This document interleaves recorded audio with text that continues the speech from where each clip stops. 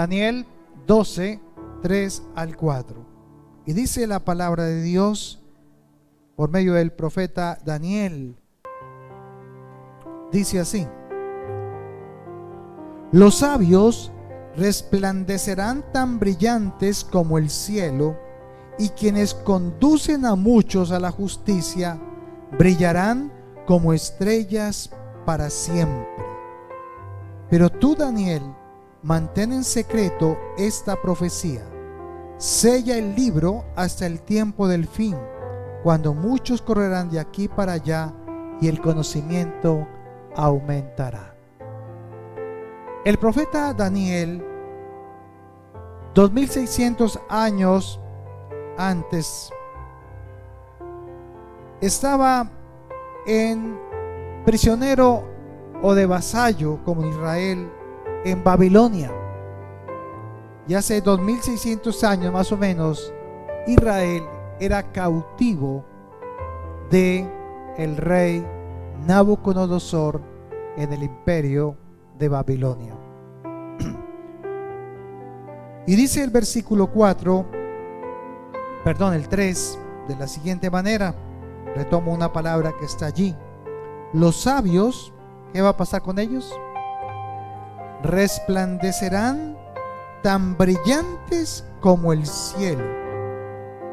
Dice acá la Nueva Traducción Viviente.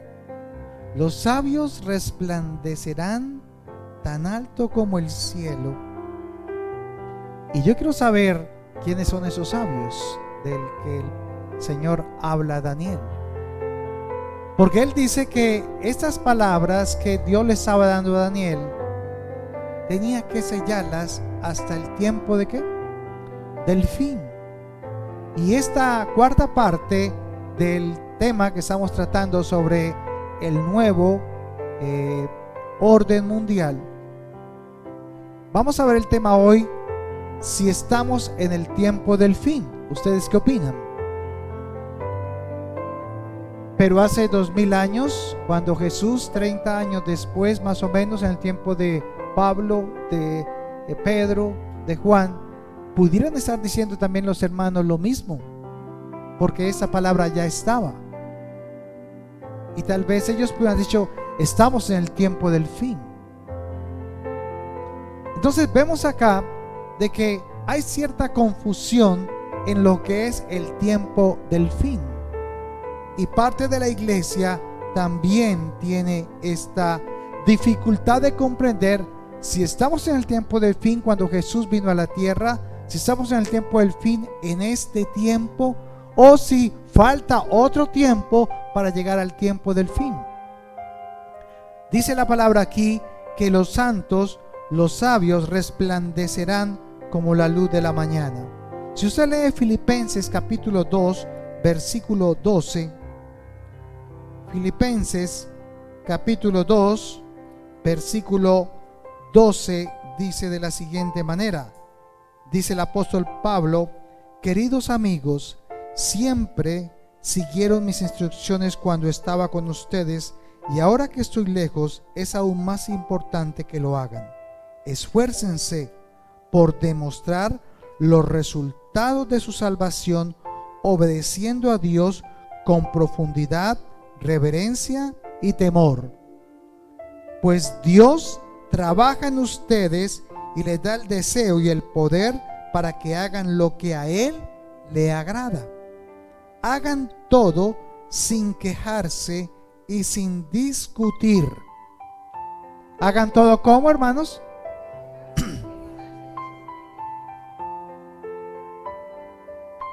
Para que nadie pueda ¿qué? ¿Cómo debe ser la iglesia del último tiempo? Una iglesia ¿cómo? Sencilla, amable, limpia, pero dice acá, sin quejarse y sin discutir, dice la Nueva Traducción Viviente.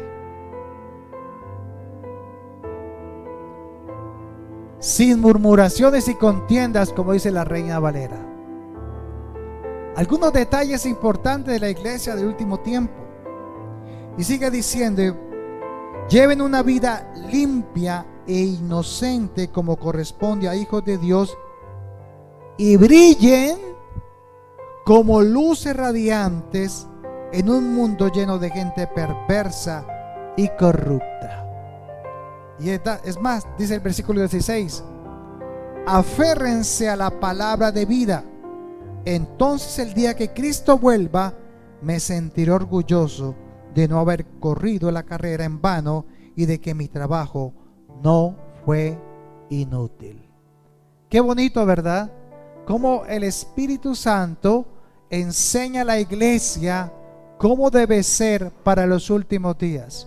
Una iglesia que no critica, una iglesia que no se queja de las situaciones, una iglesia que dice acá que debe aferrarse a la palabra de Dios y que camine limpia e inocente como corresponde a hijos de Dios, para que brillen como luminares, para que brillen como luces radiantes en un mundo lleno de ¿qué? De corrupción y de violencia. Tenemos que hacer la diferencia. La razón, la manera que el Señor enseña es que en estos últimos días la iglesia debe brillar y debe ser lúcida por su sencillez, por su manera de vivir, por no quejarse, por no criticar, y de esta manera entonces seremos luminares. No hay que hacer bulla, no hay que ir a coger un parlante con un micrófono bien duro y aturdir la gente afuera. Con tu manera de ser, la gente afuera tiene que ver algo diferente en ti y en mí. También dice en Daniel que resplandecerán como luminares y caminen con justicia. Y si usted busca el Salmo 37, busca el Salmo 37 en el versículo 29 al 31, habla algo sobre cómo debe ser la justicia de la iglesia en los últimos tiempos. Salmo 37, 29 dice de la siguiente manera: los justos poseerán la tierra y vivirán allí para siempre. Los justos ofrecen buenos consejos y enseñan a diferenciar entre lo bueno y lo malo. Han hecho suya la ley de Dios y por eso nunca resbalarán en su camino. Vemos aquí entonces como el salmista David también dice que los justos enseñarán la ley de Dios, gracias hermana, y darán consejos sabios a los demás. ¿Cómo debe andar entonces la iglesia en los últimos días? Justa, dando buenos ¿qué? Consejos, buenos consejos, y aparte de ello enseñando la ley de Dios. Un detalle más en lo que Dios está mirando en la iglesia en el último tiempo. Pero Daniel dijo algo importante, volviendo allá a Daniel capítulo 12 versículo 4. Pero Daniel cierra la profecía de este libro hasta los postreros días. Y entonces en esos postreros días la ciencia aumentará, dice. Y dice, sella el libro hasta el tiempo del fin. ¿Cómo identificar el tiempo del fin?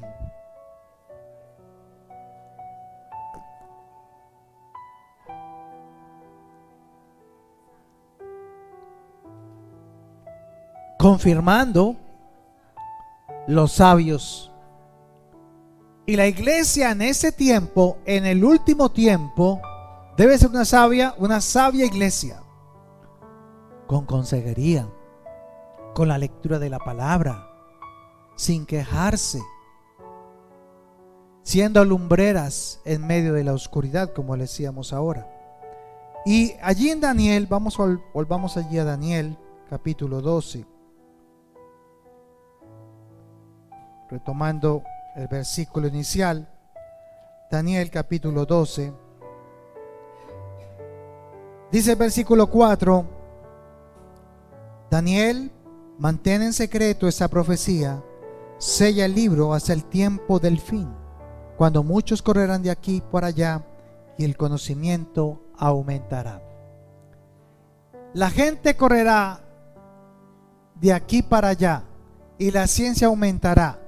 Dos elementos que determinan el tiempo del fin, donde esa profecía se volvería a abrir para ser entendida por los sabios. ¿Por quiénes? ¿Y quiénes son los sabios del último tiempo? La iglesia, no el mundo. El mundo no entiende la sabiduría de esta palabra, porque necesita un elemento importantísimo, vivo. ¿Cómo se llama?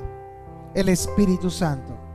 Sin el Espíritu Santo no podemos entender y comprender y dar la interpretación correcta a la palabra. Por eso el mundo no puede leer y entenderla. Por eso le llaman locos a la iglesia, porque creen que, entonces ahí está escrito todo. Y sí, está escrito todo. Entonces habla de biología. Sí, habla de biología. De ciencia. Sí, habla de ciencia.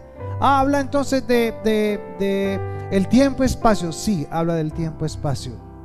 Esta palabra es la palabra más completa que aún los mismos científicos determinan que se está cumpliendo paso a paso, y que todo lo que hay en ella escrito realmente aplica en este tiempo, en el tiempo pasado, en el más pasado y en el futuro. Es una palabra viva, una palabra rema. Pero hablando de que la gente irá de aquí para allá, quiero darles esta información. La ciencia en los últimos 50 años aumentó en todo de una forma vertiginosa. Hace solo 50 años y la tecnología ha aumentado un punto, arrancando con hechos que se han dado. Por ejemplo, en 1969 el hombre va a la luna. Unos dicen que sí, otros dicen que fue un montaje, pero la tecnología está ahí y fue a la luna. Y para ir hasta la luna, hermanos, tiene que haber una tecnología muy grande para poder alcanzar ese lugar. Por Neil Armstrong, cuando llegó a la luna y colocó su primer pie allí en la luna. En 1953 también el genoma humano aparece, el conocimiento del ADN, de la genética, que ya estaba escrita desde Génesis capítulo 1 versículo 11. Y también este hombre que creó o descubrió la genética, Francis Crick, se unió a James Watson y ellos descubrieron esto de la genética humana, el genoma humano. O sea, la tecnología en donde, en la biología y en la química. Y también en 1960 se descubrió el rayo láser. ¿Sabía eso? El rayo láser descubierto por Teodoro Maiman, un gran científico que fue premio Nobel también. Y ahora este rayo láser se está usando en la medicina, en la física, en muchas cosas se está utilizando esto. Y estos descubrimientos que vimos en el mundo también le llevaron al hombre a descubrir que vivimos en dimensiones, que el mundo está creado en dimensiones, que hay varias dimensiones, que está la primera, la segunda, la tercera, y ahora se ha descubierto un tiempo atrás la cuarta por el hombre que estaba allí. La primera dimensión es el ancho, la segunda el largo, la tercera la altura o profundidad también, y la cuarta es el tiempo. El tiempo es la cuarta dimensión que el hombre ha descubierto de este mundo donde hay varias dimensiones. ¿Cuántas? No sabemos, pero el hombre ha descubierto 4, y la cuarta fue el tiempo. Y cuando dice que la gente vendría de aquí para allá y de allá para acá, ¿sabe? Les voy a un dato especial. Actualmente la aviación comercial en el mundo, llevando gente de aquí para allá y de acá para allá, mueve en el mundo en ese momento 120,000 vuelos diarios en el mundo. Diarios hay 120,000 vuelos a un promedio de 200 personas por vuelo, o 170 o 150, nos da exactamente 12 millones de pasajeros al día en el mundo se están moviendo. Exactamente como Dios le dijo a Daniel que sucedería. Y estos dos elementos nos demuestran que estamos en el último tiempo, en los tiempos del fin. Pero ¿cuál es el tiempo del fin? Entonces vamos a definir esto porque es muy importante, es como un fundamento que debemos entender para comprender las profecías que Dios le dio a Daniel y por supuesto las que aparecen en Apocalipsis. Vaya a Daniel capítulo 12, versículo 8 al 10. Versículo 8 dice de la siguiente manera: oí lo que dijo, pero no entendí el significado. Daniel le dice esto allí al ángel. Oí lo que dijo, pero no entendí el significado.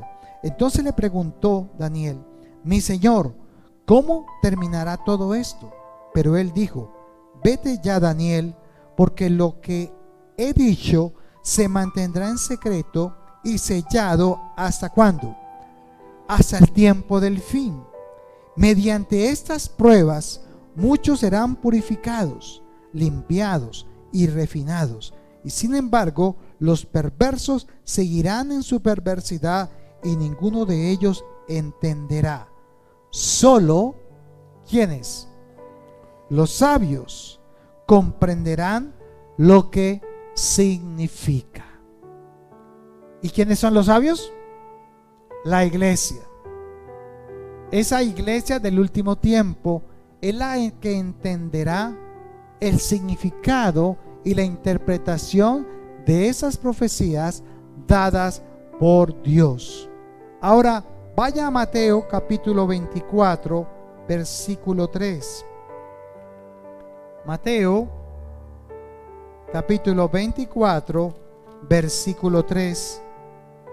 Cuando los discípulos se reunieron con Jesús, dice el versículo 3: más tarde Jesús se sentó en el monte de los olivos y sus discípulos se le acercaron en privado y le dijeron: dinos cuándo sucederá todo esto, qué señal marcará tu regreso y el fin del mundo.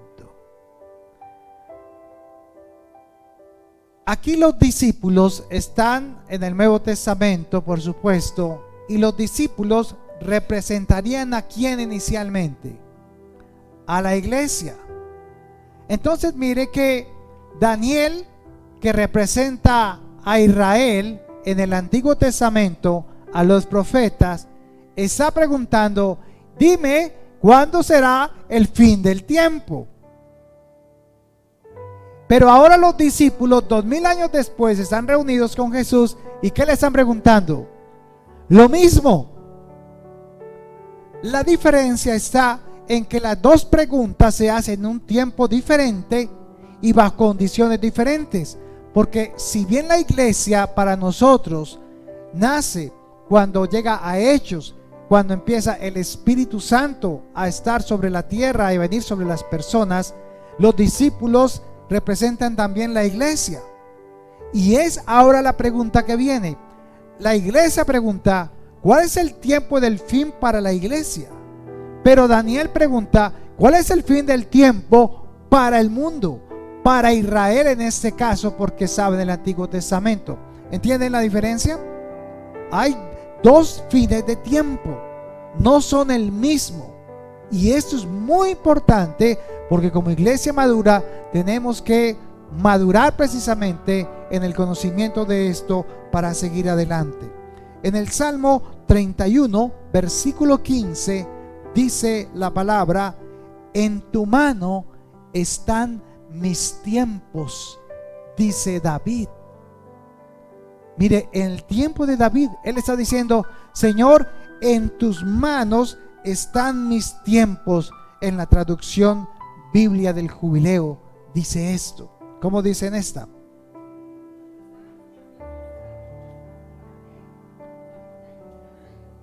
Salmo 31, versículo 15. Uno que le diga duro, dígalo.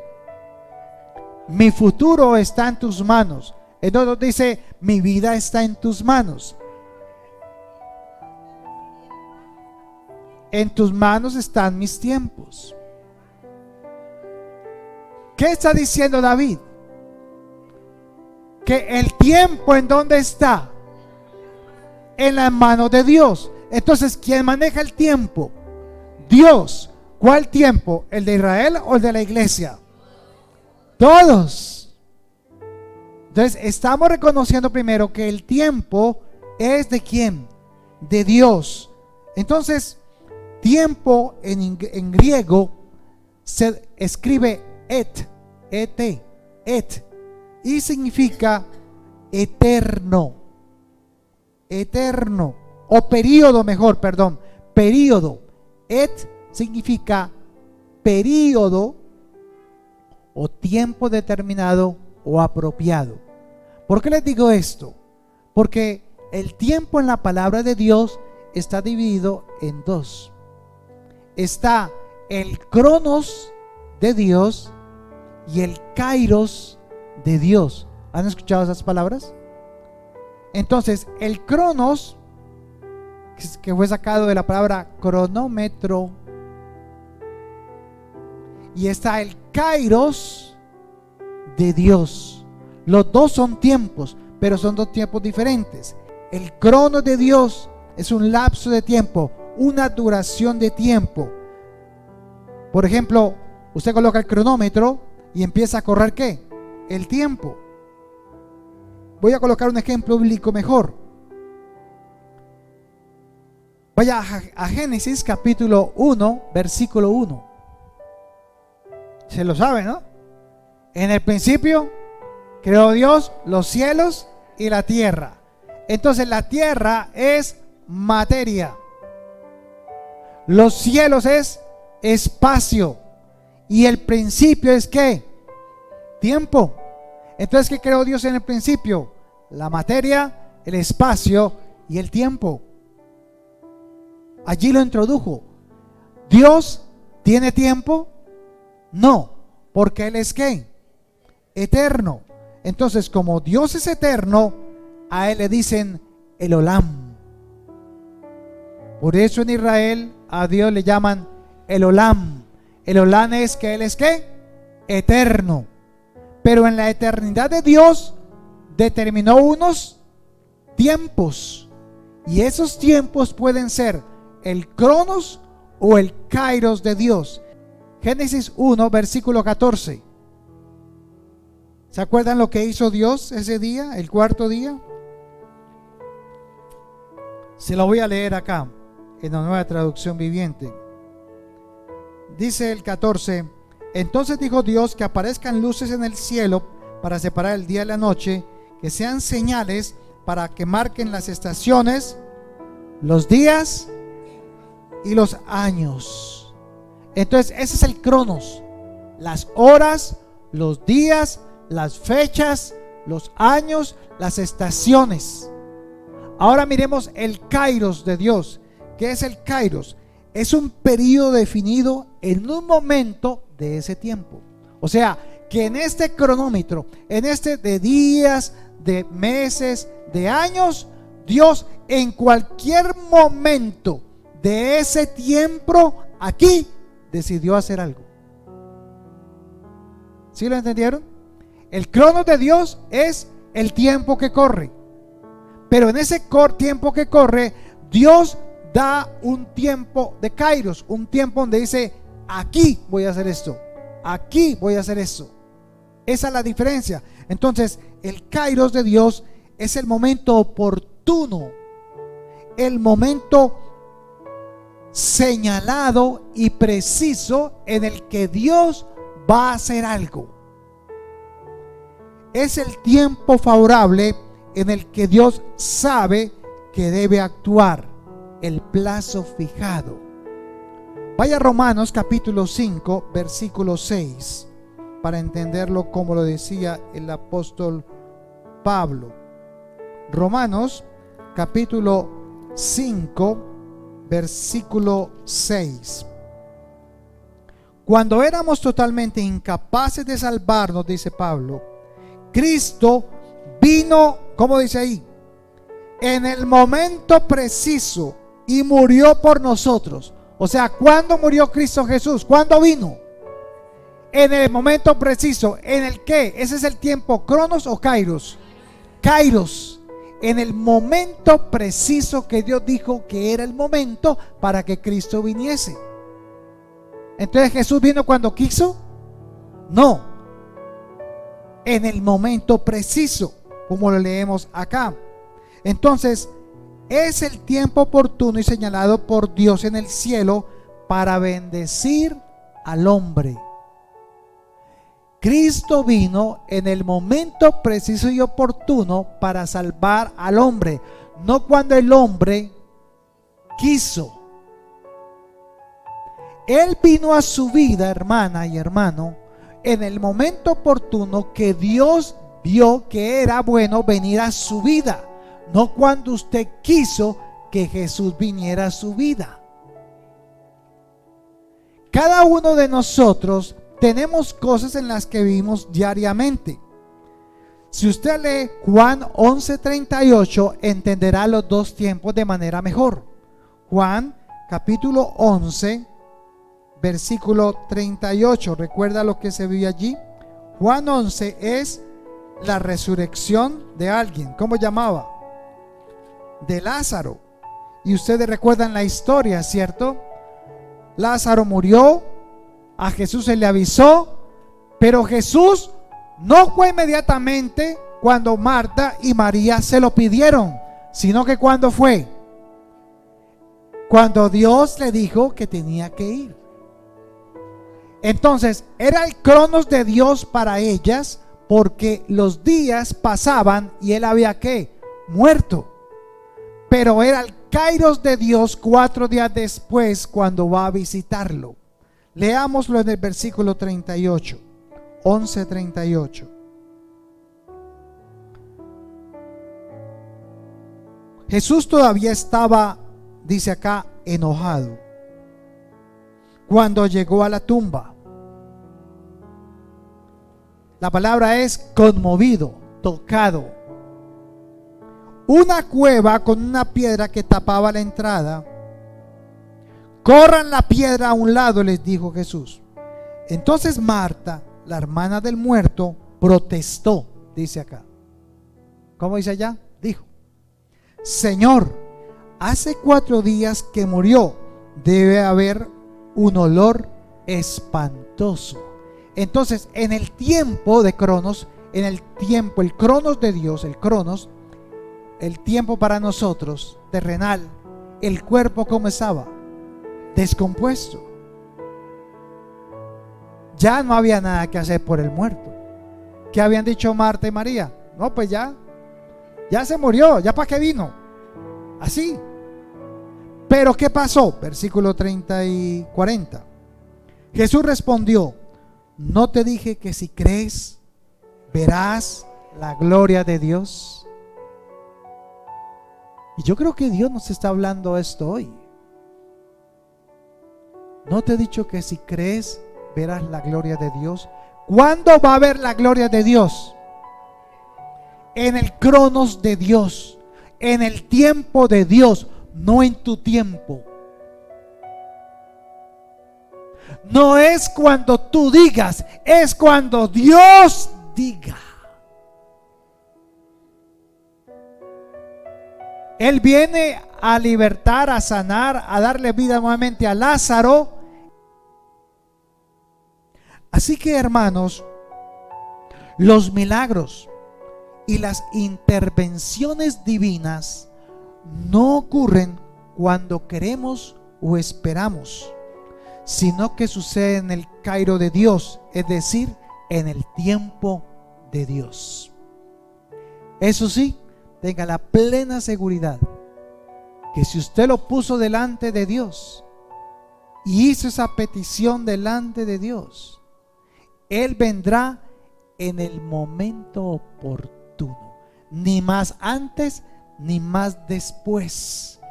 Porque ¿qué está mostrando Dios con eso? ¿Qué está mostrando? Dígalo, hermano.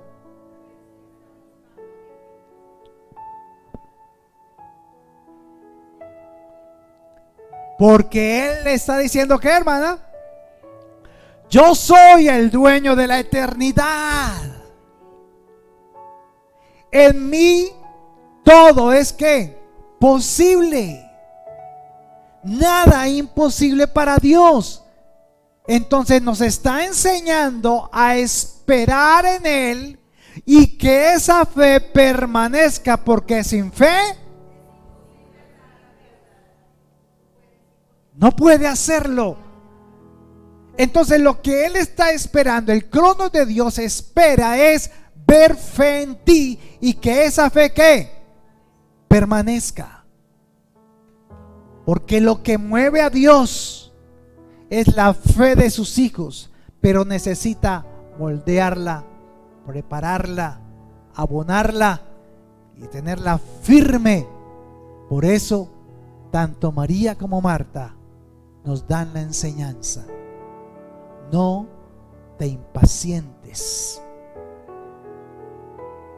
no te aceleres. Si ya lo has puesto delante de Dios, Él lo hará conforme a su voluntad. Y si no lo hizo, era porque no era de Dios. Sencillo, sencillo. Pero a veces nosotros queremos meterle la mano a Dios y ayudarle. Si usted ahora va, por ejemplo, a Gálatas 4:4, vemos también las palabras nuevamente del apóstol Pablo diciéndolo de esa manera. Aquí hay otro pasaje importante. Gálatas 4:4. Sin embargo, cuando se cumplió el tiempo establecido, o sea, el tiempo ¿qué? ¿Qué tipo de tiempo?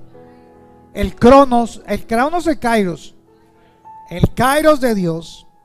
Dios envió a su Hijo, nacido de una mujer y sujeto a la ley. Dios lo envió para que comprara la libertad de los que éramos esclavos de la ley, a fin de poder adoptarnos como sus propios hijos. Y debido a que somos sus hijos, Dios envió al Espíritu de su Hijo a nuestro corazón, el cual nos impulsa a exclamar: Abba, Padre. Entonces, ¿usted cuándo va a adorar a Dios? ¿En el kairos de Dios? ¿En el cronos de Dios? ¿Usted cuándo adora a Dios? ¿En el cronos de Dios? Están locos. Dios busca adoradores que lo adoren en espíritu y en verdad. ¿Cuánto tiempo? Todo el tiempo. Entonces nosotros estamos todo el cronos en Dios, todo el tiempo. Pero vemos la gloria de Él, su manifestación en el kairos de Dios. Entonces, ¿cómo está la iglesia todo el tiempo? A la expectativa, animada y dispuesta a ver lo que los demás no ven. Por eso Pablo decía: nosotros tenemos que ver lo que no se ve y tenemos que caminar como si viéramos lo que no vemos. Por eso allí se mueve lo sobrenatural de Dios. Amén. Gloria a Dios. Ahí es donde tenemos que madurar como iglesia y darnos cuenta que somos los sabios de Dios para este tiempo. Por eso nosotros no podemos estar por ahí quejándonos: ay Señor, ay aquello Señor, ¿qué pasó Señor? No, es caminar ¿con qué? Con convicción, con seguridad, como caminando como hijos del Altísimo. Que se cayó el terremoto aquí, ¿qué tal? Gloria a Dios. ¿Cómo así? Ya estaba escrito. Amén, amén. Esto es convicción. Entonces, la fe es la certeza de ¿qué? De lo que se espera. La convicción de ¿qué? ¿Cuántos caminan en esa convicción? Aunque mi padre y mi madre me dejaran, con todo el Señor me levantará. Amén. Entonces levántese en el nombre del Señor Jesús y camine como su hijo. Amén. Ahora, hay dos tiempos. Está el tiempo del fin de Israel y está el tiempo del fin de la iglesia. Hay dos tiempos diferentes en la palabra cuando usted la lea. Cuando leemos la Biblia, hay algunos cristianos que se sienten en ese momento desesperados, desesperanzados, no saben a quién creerle, no saben a quién deben seguir debido a las circunstancias del mundo. Y miran sus propias circunstancias y dicen: ay, ya no me quieren, ay, no tengo plata para comprar esto, ay, y empiezan ¿a qué? A quejarse. Como si algo estuviera mal ocurriendo. No, para nosotros los hijos de Dios no nos sorprende nada de lo que está pasando en el mundo. Pero el hecho de que no nos sorprenda no significa que no estemos atentos, porque podemos volvernos duros de corazón. Duros. Han muerto 85, han asesinado 85 personas en Arauca este año. Las matanzas allá son a diario. En la misma ciudad, los últimos fueron 4, creo que eran venezolanos, que vinieron 2 de motos a atacarlos en el carro y los mataron a todos. Y cuando vino la policía a mirar a quién había matado, pues los que estaban en el carro llevaban granadas, llevaban pistolas, ametralladoras. ¿Qué está pasando entonces? Una cosa es estar informados. Jesús estaba informado de lo que le pasó a Lázaro. Pero no significa que Jesús no sintiera el dolor de ellos. Y nos tienen que doler las personas que están muriendo. Nos tienen que doler esas familias que están perdiendo a esos seres queridos. Nos tiene que doler, iglesia. Y como sabios y consejeros tenemos que orar por este país. Tenemos que orar por el presidente de Colombia. Tenemos que orar por los senadores, por los representantes que vienen ahora. Tenemos que orar. La iglesia tiene que orar. Como consecuencia, muchos de los cristianos confunden los tiempos y no pueden discernir correctamente en qué tiempo estamos. Así que por fe creen que pronto Cristo volverá a su iglesia, ¿verdad? Por fe creemos que Cristo va a venir pronto por su iglesia, pero no tenemos convicción cuándo sucederá. Saben que Jesús vendrá por su pueblo, pero aún no entienden si es por Israel o si es por la iglesia. Saben que sin santidad nadie verá a Dios, ¿cierto? Pero seguimos pecando. ¿Sí lo nota? Sabemos que la lámpara debe tener aceite para mantenerse como encendida. Y sabemos que esa lámpara representada por ¿quién? Por el Espíritu Santo, ¿cierto? Las lámparas son la iglesia, pero las lámparas tienen que estar llenas de aceite para que permanezca ¿qué? Encendida. Y ese aceite está representado por ¿quién? Por el Espíritu Santo. Entonces, sabemos que las lámparas deben estar con aceite para mantener encendidas, pero no buscamos tener aceite para las lámparas, porque no hay relación de la iglesia con el Espíritu Santo. Cristo viene, amén. Vamos a orar, a interceder. No tengo tiempo. Vamos a leer la palabra. No, tengo que trabajar. Vamos a la congregación. No, es que tengo una salidita con unos amigos y pues es domingo y tengo que aprovechar. Y tenemos las 1000 excusas, pero sabemos que Cristo viene. Y creemos que solo porque hemos dicho Jesús mi Señor y Salvador, seré arrebatado. Y ya hemos hablado de ese tema. 50-50. La mitad de la iglesia será arrebatada. La otra mitad de la iglesia no será arrebatada, pero será salva. Pero pasará por la gran tribulación. Vaya a Daniel capítulo 2, versículo 28 para que no nos alarguemos el tiempo. Daniel capítulo 2, versículo 28.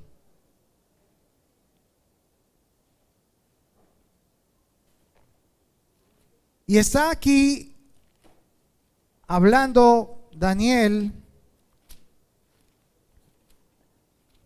capítulo 2, versículo 28.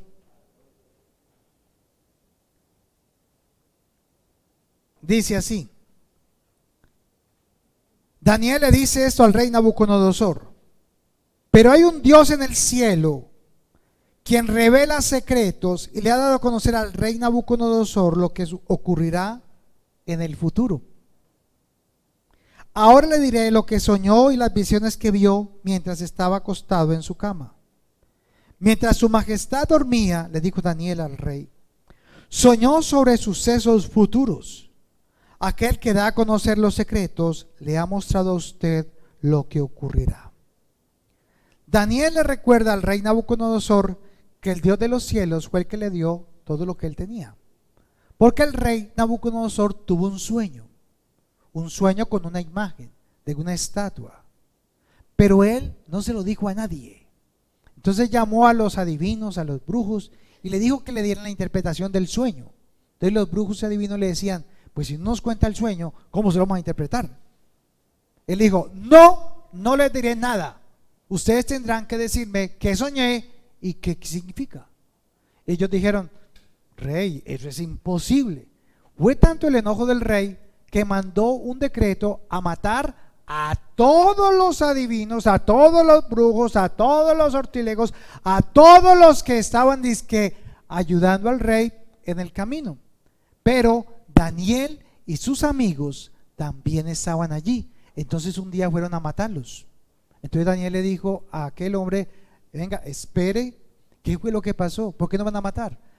Porque el rey mandó a matarlos porque él tuvo un sueño y nadie se lo adivinó, nadie le dijo qué era, ni se lo interpretó. Entonces Daniel le dijo, yo te pido algo, déjame yo oro al Señor de los cielos para que Él hable a mi vida y me revele lo que le dijo al rey y le dé la interpretación al rey correctamente. Eso fue lo que pasó. Entonces, mire el versículo 28.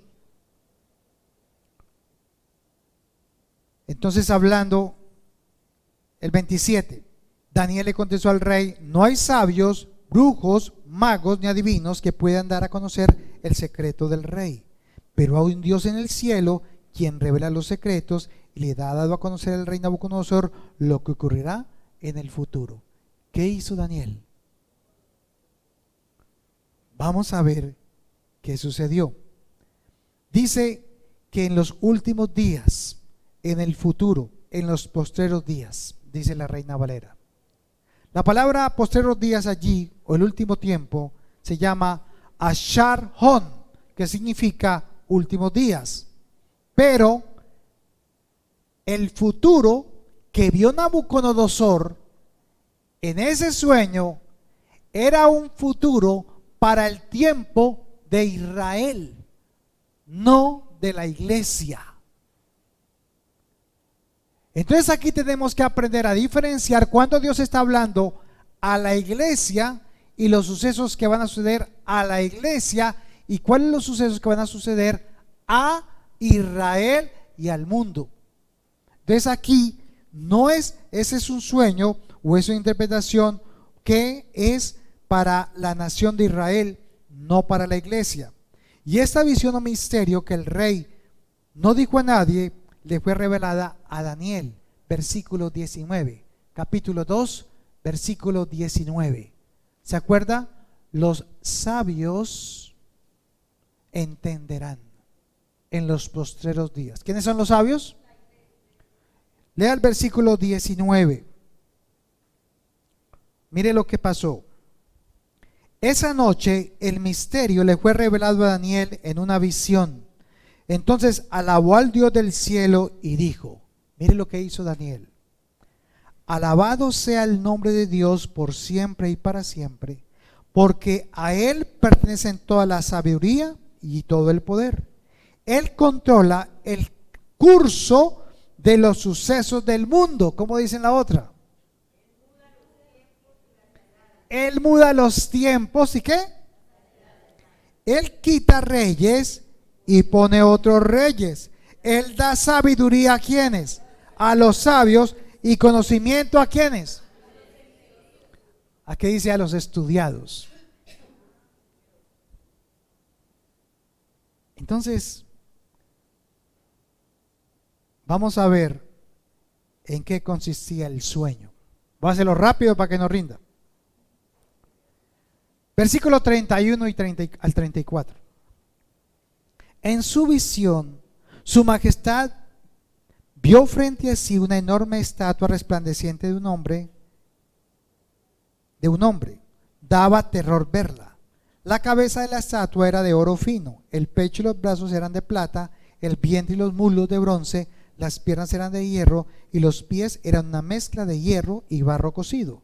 Mientras usted observaba, una roca de una montaña fue cortada, pero no por manos humanas. La roca golpeó los pies de hierro y barro y los hizo pedazos. Usted puede leer la historia completa de cómo era el sueño o el misterio o la revelación. Este misterio entonces consistía y definía, no vamos a ver detalles, pero ¿en qué consistía? La imagen que vio Nabucodonosor representaba o interpretaba 5 imperios que vendrían sobre la tierra. El primer imperio era el de él, el imperio babilónico o asirio. El segundo tiempo o el segundo imperio era el medo-persa. El tercer imperio que vendría sería el greco o el de Grecia, el imperio de Grecia, el imperio greco-macedonio. Y el último imperio sería el imperio romano, el que dirigió Roma por muchos años. Entonces, esta imagen representaba los 5 imperios que habían sobre la tierra. Pero el último imperio, el imperio romano, ¿qué le pasaría? Vendría una piedra no cortada de manos humanas, o sea que venía ¿de dónde? Del cielo, de Dios. Y esta aplastaría los pies que estaban hechos de barro y de hierro de la estatua. Y por lo tanto, ¿qué pasó con todos los demás? Todo lo demás se vino al piso, porque todos estaban sostenidos ¿en quién? En los pies, que era el imperio romano. Entonces, el último imperio fue el imperio romano, pero este imperio no desapareció, no se ha extinguido.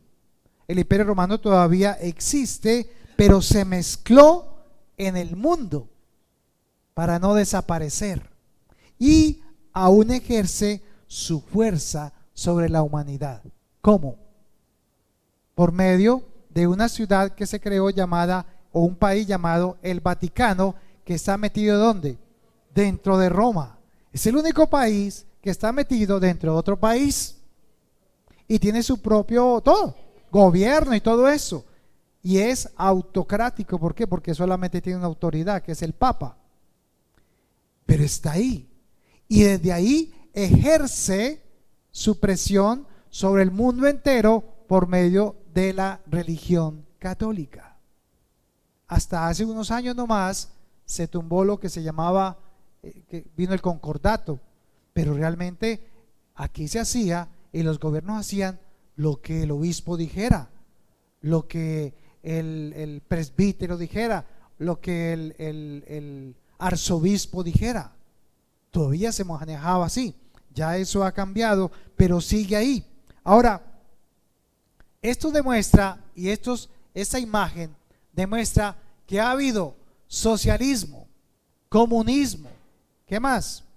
Monarquías, autocracias. Han habido también en el mundo oligarquías, pero ninguna ha funcionado y ha solucionado el problema que en el mundo actualmente existe. Ni siquiera la democracia ha podido solucionar. Entonces, esto va a empeorar, como hemos dicho, pero alguien tiene que solucionar el problema. Entonces, ¿qué va a pasar? Ponga mucha atención. Se lo voy a resumir rapidito. Las Naciones Unidas, que tiene 196 países y que se unieron para que no haya guerra, para que no haya hambre y para que no haya problemas en el mundo, ¿qué va a pasar? Va a fracasar, porque va a venir la tercera guerra mundial, así como pasó con las Naciones Unidas. Antes se llamaba ¿cómo? ¿Alguno se acuerda? Antes de las Naciones Unidas, Organización Mundial, que se hizo en la Primera Guerra Mundial, pero fracasó con la Segunda Guerra Mundial. Entonces allí, en la Segunda Guerra Mundial, se crearon las Naciones Unidas, o sea, unirse para que no hayan conflictos y peleas. Pero ahora va a haber una guerra, muy pronto va a haber una guerra mundial, y esta guerra hará que fracasen las Naciones Unidas también. Entonces, de allí, el problema es que va a haber hambre, va a haber necesidades, va a haber una economía frustrante, y la gente, los países tendrán que correr alguna parte, y entonces van a aparecer 10 gobiernos, 5 que serán de Europa y 5 que serán del Oriente Medio, y estos 5 y 5 se unirán, y entonces conformarán los 10 gobiernos que se harán presentes en Daniel 7, que leeremos después. Y estos gobiernos, de allí saldrá un hombre, de esos 10 van a salir un hombre, y ese hombre será ¿quién? El anticristo. Y este anticristo dará sabiduría, dará mucho conocimiento para poder llevar a cabo el propósito que Satanás tiene. Y ese anticristo entonces, cuando se postule y será el jefe del mundo, entonces inclusive lo hará tumbando 3 gobiernos de los que habían allí, de los 10, porque dice que él destruirá 3 de los que se estaban viniendo en contra de él, y los destruirá. Y entonces él será el que va a gobernar el mundo, y el anticristo en ese momento hará firmar, ese será lo especial, hará firmar una paz. ¿Por qué hará firmar una paz? Porque en ese momento hay una ¿qué? Guerra. Hay una guerra en el mundo, que es la tercera guerra mundial. Entonces él vendrá y traerá paz, y traerá paz entre los judíos y los árabes, y ahí comenzará entonces a ejercer su gobierno, y reinará por 7 años. Es conocida como la última semana de Daniel, o la semana 70, el tiempo del fin. Entonces, este es el tiempo del fin. ¿Para quién? Para Israel, no para la iglesia. Ahora, lea Daniel capítulo 2, versículo 44.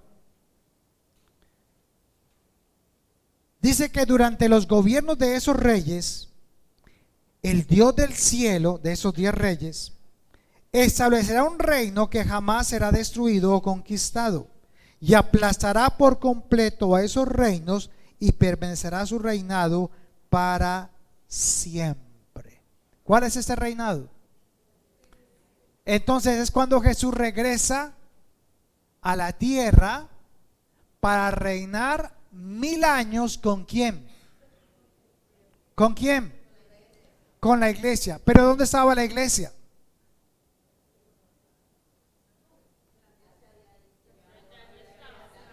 ¿Ya había sido qué?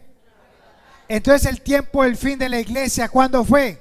¿Antes o después? Antes. Y este es el fin del tiempo, ¿para quién?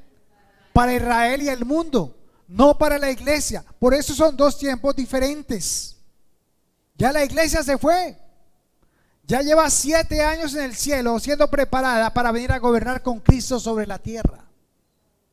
Ahora, cuando la iglesia que va a ser arrebatada descienda a la tierra con Jesús para gobernar, ¿qué va a hacer la iglesia? ¿Va a tener familia? ¿Va a tener esposos, esposas? ¿Va a tener hijos? No. ¿Quiénes entonces son los de Isaías 61, 62? Dice que el cordero estará con el tigre y el niño, entonces van a nacer niños. Entonces esos niños que van a nacer, ¿de quién son? De los que no fueron arrebatados, que se quedaron en la tierra, pasaron por la gran tribulación y entraron ¿a dónde? Al milenio vivos.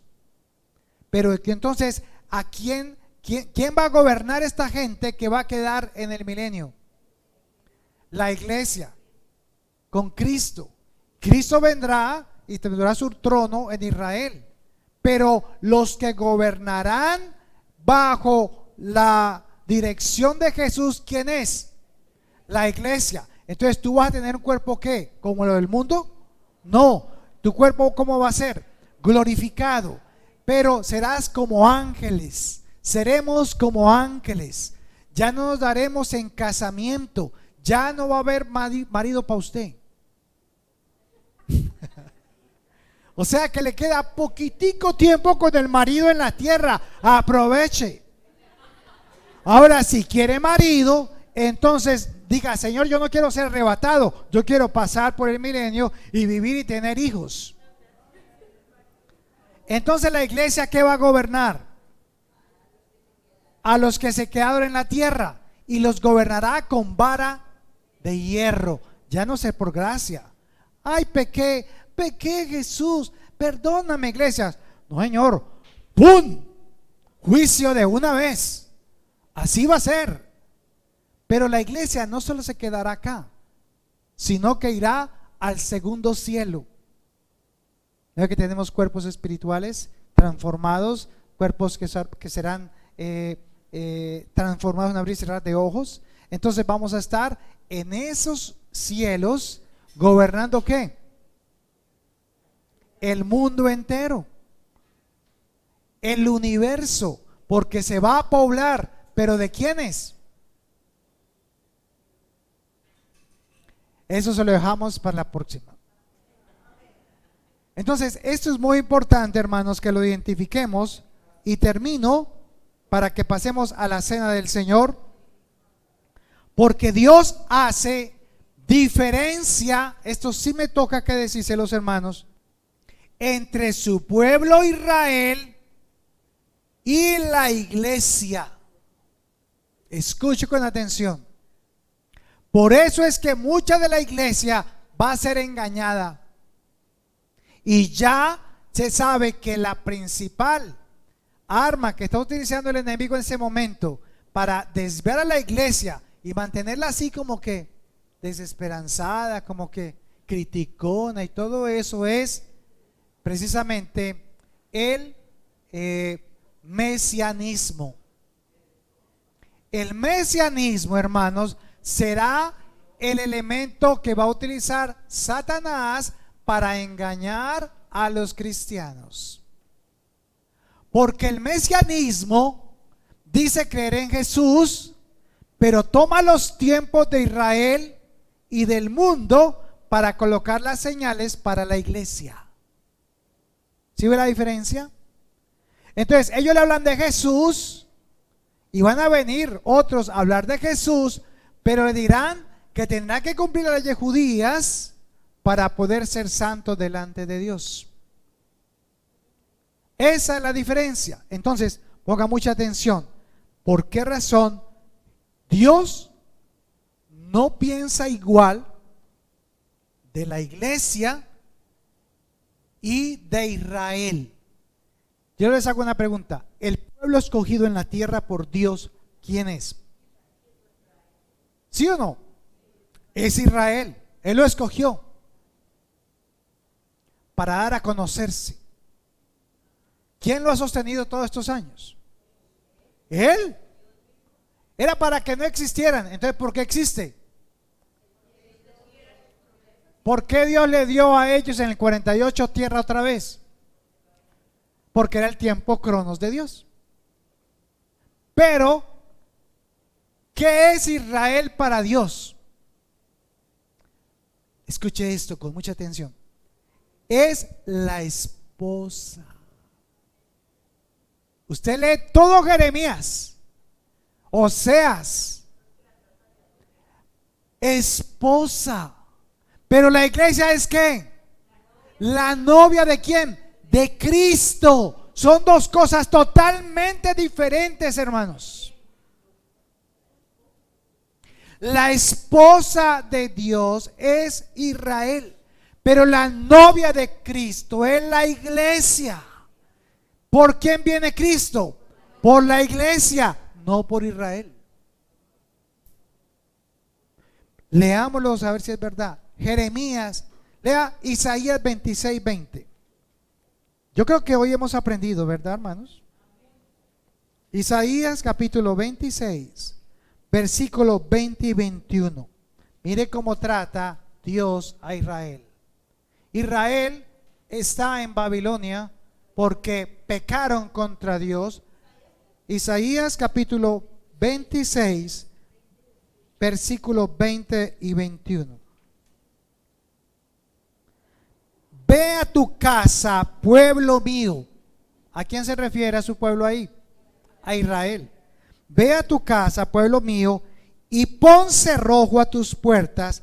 Escóndete por un breve tiempo hasta que haya pasado el enojo del Señor. ¿A quién manda a esconderse en la tierra? A Israel, no a la novia, no a la iglesia.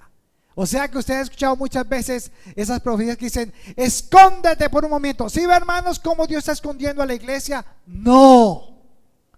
Le está diciendo a Israel: escóndete, porque lo que viene a la tierra son mis juicios. Versículo 21. Miren, el Señor viene del cielo para castigar a la gente de la tierra por sus pecados. La gran tribulación. ¿Quién va a estar ahí? Israel. ¿Qué tiene que hacer Israel? Esconderse. El que está en el tejado, no baje. El que está en la azotea, no baje. En el campo, no regrese a la ciudad. Ahora, vaya a Jeremías 3, versículo 8.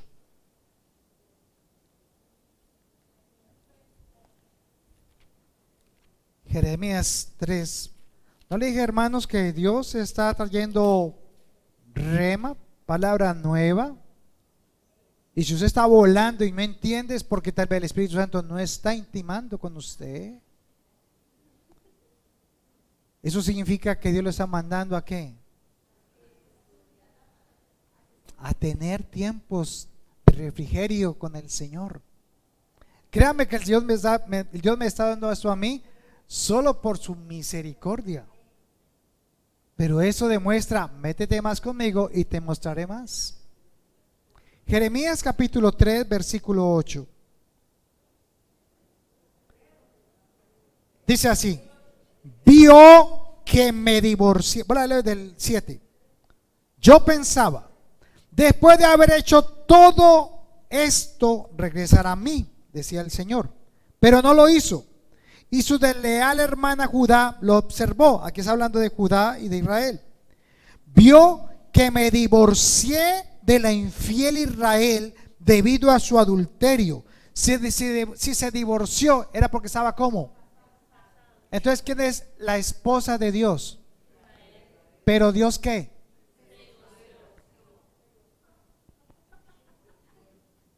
¿Debido a qué? A su infidelidad. Dice: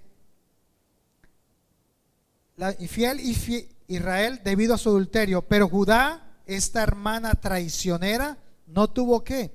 Temor, y ahora ella también me ha dejado y se ha entregado a la prostitución. ¿Qué hizo Israel? ¿Dejaron a quién? Al Dios de Israel. Dios no los dejó. Ellos dejaron a Dios. Por lo tanto, ¿qué podía hacer Dios? Siga leyendo.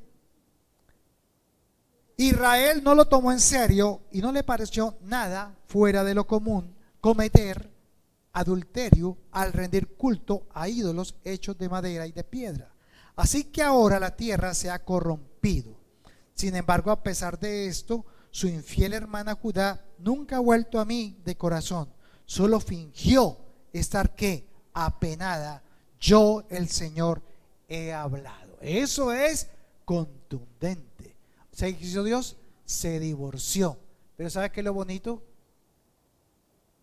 Que después de la gran tribulación, o mejor dicho, en la gran tribulación, Israel reconocerá que se equivocó, porque el anticristo se parará en el trono de Dios en Israel como si fuera Dios y actuará como si fuera Dios, pero dice que Israel entonces se dará cuenta que fueron ¿qué? Engañados y que ese no era el Mesías. Y entonces bajará Jesús del cielo con la iglesia y defenderá a Israel. Y entonces dice que todo ojo le verá. Israel reconocerá que Jesucristo es ¿qué? El Señor. Ahí Dios vuelve a ¿qué? A restaurar su relación con su esposa. Pero la iglesia ya está ¿qué? Casada. ¿Con quién? Con Jesús, el Hijo, porque ya pasaron ¿qué? Las bodas del Cordero. Entonces ellos querrán participar de eso. ¿Y qué le va a decir Dios? No, Israel, tú eres mi pueblo escogido y yo seré fiel contigo siempre. Pero el gobierno que el Cristo, mi Hijo, va a manejar en la tierra, el gobierno de 1000 años, la autoridad y todo, se la he delegado a la iglesia, a la novia. Amén, por la fe. Y tú y yo hoy somos parte de esa iglesia por la fe. Amén. Vamos entonces, leamos este último nomás, perdón. Es que es muy bueno, hermano, si no lo puedo dejar. Discúlpeme, yo sé que me alargó un poquito. Efesios 5:25. Alguien que lo lea. Efesios, bueno, voy a leerlo por acá porque lo estamos grabando. Efesios capítulo 5, versículo 25. Para los maridos, eso significa: ame cada uno a su esposa, tal como Cristo amó a la iglesia. Él entregó su vida por ella a fin de hacerla santa y limpia al lavarla mediante la purificación de ¿qué? De la palabra de Dios. Lo hizo para presentársela ¿a quién? O sea que Cristo preparó la iglesia ¿para quién? Una iglesia gloriosa, sin mancha, ni arruga, ni ningún otro defecto. Será en cambio santa e intachable. Entonces, ¿qué está haciendo Jesús con la iglesia? ¿La está preparando? ¿Le está doliendo a usted? Sí, le tiene que doler en la carne, le tiene que doler en el yo, le tiene que doler en su vida. Las cosas no le saldrán como usted quiere, porque Dios está buscando intimidad. Él está buscando relación. Él está darle a usted la revelación. Y ahora mírela cómo está en Apocalipsis, capítulo 21, versículo 2. Mírela cómo terminó. Apocalipsis capítulo 21, versículo 2. Juan dice: y vi la ciudad santa, la nueva Jerusalén, que descendía del cielo de la presencia de Dios, como una novia hermosamente vestida para su esposo. Lea esa parte en la Reina Valera. ¿Y cómo lo llama? La última parte, ¿cómo dice? No dice novia, ¿cómo dice? ¿Cómo la llama? Ya no es la novia, es la esposa. ¿Ataviada para quién? Para su marido. Entonces Cristo ya está ¿qué? Casado ¿con quién? Con la iglesia. Ya es la esposa. Cuando el Cristo, o cuando una persona, el esposo muere, ¿quién queda con la herencia? La esposa, no la novia, la esposa. Por lo tanto, es desde ahí que Cristo le entrega toda la herencia. ¿A quién? Lo mío es tuyo, lo tuyo es mío. Y aquí estamos viendo a la iglesia. Versículo 9 para terminar, 21:9 para terminar. Entonces uno de los 7 ángeles que tenían las 7 copas con las últimas 7 plagas se me acercó y me dijo: ven conmigo, te mostraré a la novia, la esposa del Cordero. ¿Le vamos a dar a Israel? No, a la iglesia.